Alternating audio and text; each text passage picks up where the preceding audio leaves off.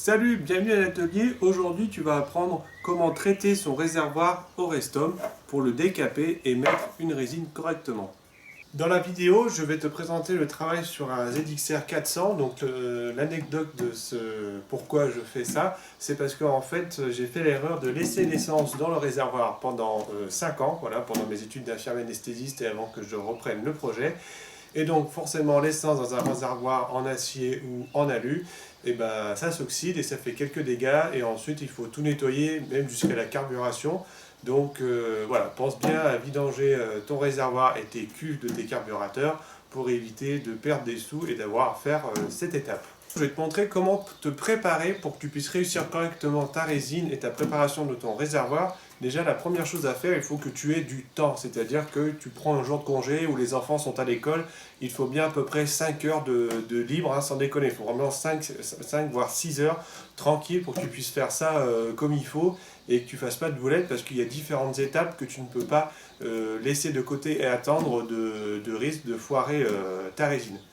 Donc le kit Restom, tu as différentes vidéos, donc je ne vais pas te montrer comment lire un kit, et tout simplement parce que la notice de chez Restom est bien faite. La deuxième chose à faire, c'est donc bien se préparer. Une fois que tu as ta journée de dispo, il faut que tu aies des bidons vides. Donc là, ils sont pleins de produits Restom, mais il te faut bien 2 bidons de 5 litres vides, ou soit une grande cuve que tu puisses verser le liquide quand tu vas mettre dans ton réservoir dedans, pour pas gaspiller et polluer, et évite de mettre dans le lavabo. Ça, j'ai vu certaines vidéos qui font ça. C'est des produits qui peuvent aller à la déchetterie, donc c'est plus sympa au lieu de foutre ça dans les égouts. Donc pense bien à avoir au moins 10 litres tranquille pour que tu puisses récupérer ton liquide et même le réutiliser aussi. Troisièmement, bien entendu, il te faut ton kit Restom, donc adapté à la capacité de ton réservoir. Donc soit tu as des kits de 5, 15, 20 litres. Donc renseigne-toi sur ta revue technique de combien est la taille de ton réservoir pour que tu aies le bon kit et que tu ne te fasses pas avoir le jour J. Ensuite, les petits outils qu'il va te falloir, donc il te faut bien entendu les petits pots. Des fois, elle te donne un petit bâtonnet de glace pour bien racler les pots. Là, je ne l'ai pas, je l'ai jeté.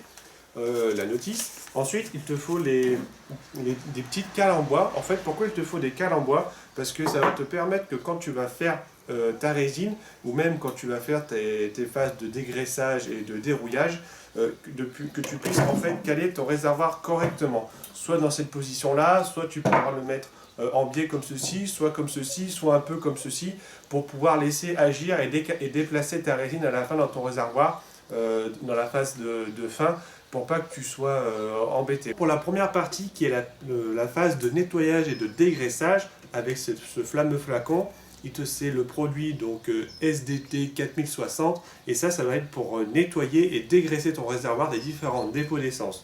Dans cette étape, tu peux laisser donc ton bouchon et ensuite laisser ton robinet à essence, c'est ce qu'il faut, sinon ça va pisser de partout et c'est trop liquide, donc tu peux laisser tout ça en place.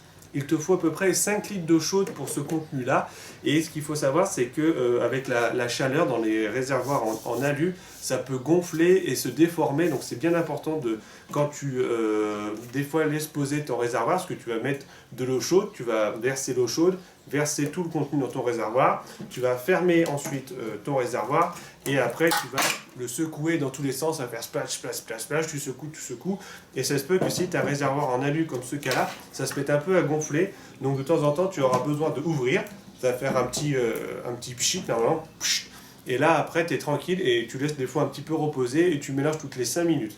Et après, si tu laisses reposer une nuit ou même dans la journée, il faut que tu le recouvres à travers un drap pour que ça garde la chaleur et que le produit soit plus efficace. Aussi, tu peux mettre dans la phase de dégraissage, aussi de dérouillage, des petits boulons. Voilà, moi je ne les ai pas mis parce que j'avais la flemme d'aller les chercher, mais si besoin, tu peux compter 10 boulons ou 10 vis ou 10 petits pins ou 10 clous, ce que tu veux, pour venir gratter et enlever toute la rouille. Cette étape, tu peux la faire plusieurs fois, voilà, il faut bien faire à peu près pendant 3 quarts d'heure, 1 heure, et après, donc ton liquide, tu peux le filtrer et le filtrer et récupérer dans des bidons, et après, une fois qu'il est filtré, tu peux refaire ces étapes-là de dégraissage pour que tu sois tranquille. Donc c'est pour ça, et évite de foutre ça dans les égouts, c'est quand même plus sympa pour l'environnement. La seconde partie, une fois que tu as bien dégraissé, nettoyé, c'est de réparer les différents petits trous à la soudure, etc. Si tu as vu des fuites quand tu as fait cette étape-là. Et après, tu vas passer à la phase de dérouillage. Donc le produit, c'est le PAC ou PAC 2030. Pareil, c'est avec 5 litres d'eau chaude. Et là, c'est la même chose aussi. Donc ça va dérouiller tout l'intérieur. Donc pareil, il va falloir que tu mettes l'eau chaude. Donc là, comme la première étape, tu gardes bien ta trappe et ensuite ton robinet à essence. Et pareil, pendant 1 heure, voire 2 heures, tu fais différentes étapes et ça va sortir une couleur assez marronasse. Voilà, là-dedans. Et pareil, tu peux récupérer et filtrer pour faire ces étapes-là plusieurs fois jusqu'à ce que le liquide sorte un peu clair. Et que quand tu vas mettre ta résine, et ben, tu n'auras pas des dépôts de rouille au fond. Une fois que tu as fini l'étape de dérouillage, donc il va falloir que tu déposes l'ensemble de ton robinet, enfin de ta trappe à essence et ton robinet pour passer à la résine. Et ensuite, tu vas prendre avec l'aide d'un compresseur, soit tu sèches au sèche-cheveux ou au décapeur thermique l'intérieur, ou soit avec un souffleur à air comprimé pour chasser tous les dépôts de dégraissant et de décapant d'anti-rouille, pour quand tu vas mettre ta résine, ça ne se mélange pas et que en fait la résine ne se mette pas sur les produits que tu viens d'utiliser pour nettoyer et traiter ton réservoir, mais que ça se pose bien sur la matière intérieure de ton réservoir. Et pour préparer ta résine, donc il te faut un bocal vide que tu découpes qui va te permettre de mélanger tes 2 pots de résine et puis avec la langue de chat. Donc en fait, pour préparer avant de mélanger ta résine, fais gaffe, te fais pas avoir, il faut bien que ton réservoir soit préparé, que tu aies soufflé dedans, que tu aies bien tout nettoyé, que des cales en bois pour que tu puisses à la fin de temps de séchage de résine faire à différents endroits à caler ton réservoir pour que la résine aille partout à l'intérieur de ton réservoir. Il te faut un cutter et un petit bouchon en liège que j'ai jeté comme un couillon, que tu tailles pour que ça s'adapte en fait à la trappe de ton robinet à essence, et comme ça tu es sûr que l'étanchéité est bonne. Voilà. Au niveau des pas de vis, pareil, tu peux aussi mettre des petits bouchons pour mettre à l'intérieur des pas de vis qui retiennent ton robinet à essence pour pas que tu sois embêté. Et à la fin, donc à la phase de séchage de ta résine, donc au bout de 7 heures, voilà, à la fin de ta journée, tu n'en peux plus, tu es content. Je te conseille d'avoir des tarots, voilà, des tarots adaptés aux pas de vis de tes robinets à essence, pour que tu ne sois pas embêté, enfin aux vis de maintien du robinet à essence, pour qu'à la fin de ta résine, tu puisses en fait, pas retarauder, mais enlever au cas où les dépôts de résine dans tes pas de vis. Mais attends pas au bout d'une semaine, fais ça à la fin, pour que tu ne sois pas embêté quand tu vas remettre ton nouveau robinet à essence avec des nouveaux joints. Avant d'attaquer la résine, tu as besoin donc de te préparer un flacon vide pour faire le mélange de tes 2 pots, que tu aies enlevé ta trappe, que tu aies déposé ton robinet à essence, qu'avec le cutter qui est là, tu te prédécoupes la forme d'un bouchon en liège, donc il t'en faut bien 2 bouchons en liège, pour boucher ici l'arrivée d'essence et boucher les 2 pas de vis que tu auras quand tu auras ôté ces 2 vis là. Et n'oublie pas de racheter un kit joint neuf de ton robinet à essence, comme ça c'est mieux aussi. Donc en plus quand tu fais ça, il te faut ça. Et les fameux tarots à la fin, quand tu as fini ta résine, donc quand elle est presque sèche, au bout de bien 4 heures, 5 heures, tu vas venir en fait enlever ton bouchon. Il ne faut pas laisser sécher la résine avec le bouchon en liège, sinon c'est la merde. Et ou sinon après tu perces avec une mèche et une perceuse, ça se fait, mais c'est dommage. Et en fait avec les tarots adaptés au pas de vis, pas avec un pas de vis plus gros, hein, le but c'est pas de retarauder, mais c'est d'enlever la résine qui est restée collée à l'intérieur du pas de vis. Et après, il te faut bien entendu ces petites cales, il t'en faut 3, 4, 5, ce que tu veux. Le but, c'est qu'à la fin de l'étape de la résine, quand elle commence à sécher, en fait, à être plus pâteuse, moins lisse, plus pâteuse et moins lisse. Et ben en fait, c'est que tu puisses, donc au début, tu vas mettre ta résine dans ton réservoir, tu vas faire ça, tu vas tourner, je vais un peu plus vite, mais normalement, toi, tu vas un peu plus doucement. Tu tournes pour que ça passe de partout. Et moi, la trappe, j'ai pas mis de scotch, j'ai laissé comme ça. Et en fait, quand tu vois, je faisais comme ça, hop, hop, je faisais tourner un petit peu dans ce sens-là. Et j'avais pas toute la résine qui dégueulait par là. Après, des fois, j'en avais une goutte ou 2 qui sortaient. Bah, je remettais dans l'autre sens. J'essuyais avant que ça sèche avec un chiffon. Et je continuais de tourner mon réservoir pour que ça sèche. Et en fait, quand tu es vers la fin de la résine qui sèche, et ben, tu as ces petites cales en fait, qui te permettent de mettre dans une certaine position de ton réservoir. Tu vois, soit tu vas le mettre comme ça, soit après tu vas essayer de le pencher un peu comme ça. Ensuite, tu vas le mettre un peu comme ça, un peu vers le bas et la tête vers le haut, pour que ta résine aille de partout. Et pareil, après tu vas le mettre un peu en bas comme ça, pour être sûr que ta résine sèche de partout. Pour te dire que le produit Restom, moi j'en suis satisfait vraiment. Ça, c'est un réservoir que j'ai traité, c'est une CB125 des années 70. Donc ça, c'est pas parce que j'ai laissé l'essence, c'est parce que j'ai retapé cette moto. Et par rapport à la petite anecdote, celle-ci aussi, pareil, je l'ai laissé 5 ans avec le traitement Restom et la résine. L'essence, elle est restée 5 ans. Ouais, elle est restée 5 ans dedans. Et honnêtement, la résine, elle n'a pas bougé. C'est-à-dire qu'à l'intérieur, j'ai pas de dépôt, j'ai pas de résine enlevée, j'ai rien.